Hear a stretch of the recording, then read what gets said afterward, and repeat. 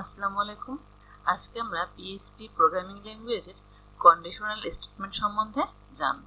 Conditional স্টেটমেন্টগুলো আলাদা আলাদা শর্তের সাপেক্ষে আলাদা আলাদা কার্য সম্পাদন করে থাকে। পিএইচপি প্রোগ্রামিং ল্যাঙ্গুয়েজে বিভিন্ন রকমের কন্ডিশনাল স্টেটমেন্ট রয়েছে, যেমন if, if else, if else if else. যখন আমরা একটা মাত্র কন্ডিশন নিয়ে কাজ করি এবং সেটা সত্য হয়, তখন আমরা ইফ কন্ডিশন ব্যবহার করি। আর যখন দুইটা কন্ডিশনের প্রয়োজন পড়ে এবং তাদের একটা সত্য আর একটা মিথ্যা হয়, তখন ইফ এলস কন্ডিশন ব্যবহার করি। আর যখন দুইটার বেশি কন্ডিশন এক্সিকিউট করার দরকার হয়, তখন আমরা ইফ এলস ইফ কন্ডিশন ব্যবহার করে থাকি। আমরা প্রথমে ইফ কন্ডিশন কিভাবে কাজ করে সেটা জানবো। আমি এখানে দুইটা ভেরিয়েবল নিয়েছি এবং তাতে ভ্যালু অ্যাসাইন করে দিয়েছি। আমরা ইফ কন্ডিশন ব্যবহার করব। এজন্য প্রথমেই আমরা লিখব ইফ, তারপর first bracket open close, second bracket open close এবং ঠিক মাঝখান থেকে এন্টার দিয়ে নিচে নামিয়ে দিব। এই ফার্স্ট ব্র্যাকেটের ভিতরে আমি আমার কন্ডিশন ব্যবহার করব, আর এই সেকেন্ড ব্র্যাকেটের মাঝখানে এখানে এক্সিকিউশন, অর্থাৎ আমরা যে রিটার্ন ভ্যালু দেখতে চাই সেটা এখানে দিয়ে দিব। এখন আমি কন্ডিশন দিব if variable A less than variable B, মানে হচ্ছে ভেরিয়েবল এ এর ভ্যালু যদি ভেরিয়েবল বি এর থেকে ছোট হয়, তাহলে তুমি ইকো করো ওয়েলকাম টু উইজডম মোড। এখন আমরা রিফ্রেশ দিয়ে দেখি যে এটা welcome to wisdom mode return করেছে, কারণ আমরা যেহেতু শুধুমাত্র একটা কন্ডিশন নিয়ে এখানে কাজ করেছি এবং সেই কন্ডিশনটা ট্রু, তাই আমাদের ইফ কন্ডিশন এখানে সাকসেসফুলি রান হয়েছে।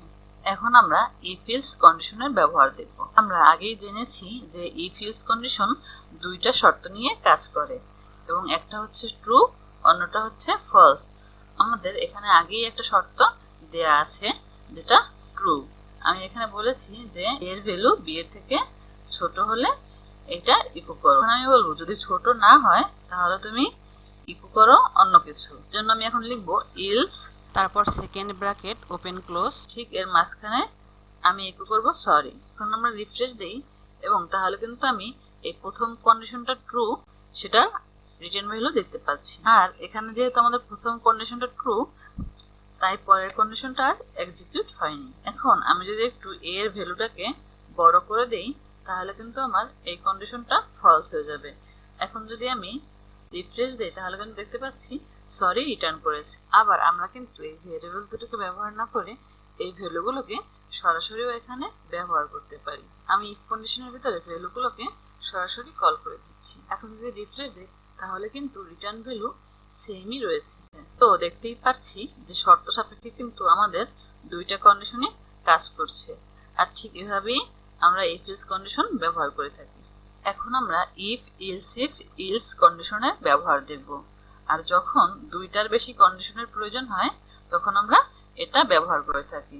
এখন আমরা ইফ এর ভিতরে কন্ডিশনটা একটু চেঞ্জ করে দেব। এখানে আমরা ইকুয়াল ইকুয়াল অপারেটর ব্যবহার করব, অর্থাৎ ভেরিয়েবল এ এর ভ্যালু যদি বি এর ভ্যালু সমান হয় তাহলে তুমি ইকো করো সেম ভ্যালু।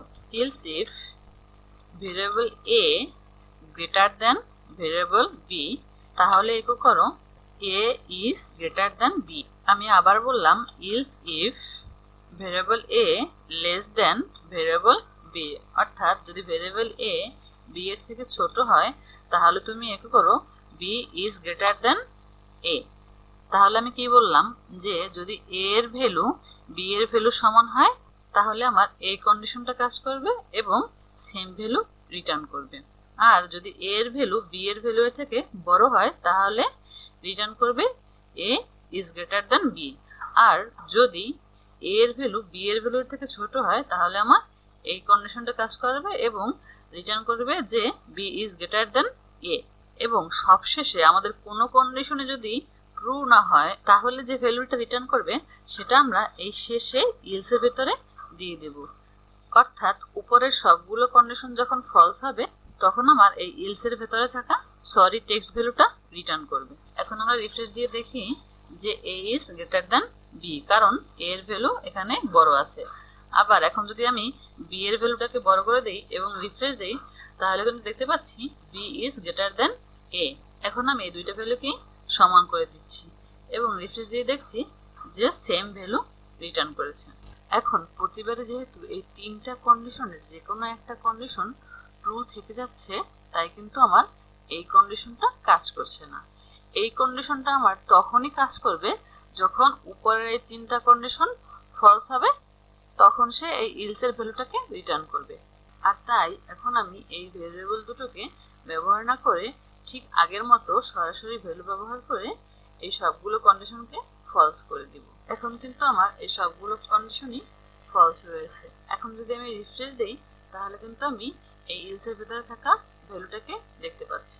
আমার সবগুলো কন্ডিশনই কিন্তু ঠিকভাবে কাজ করেছে এবং আমরা বুঝতেই পারলাম যে কিভাবে ইফ ইলস ব্যবহার করে একাধিক কন্ডিশনকে এক্সিকিউট করতে হয়।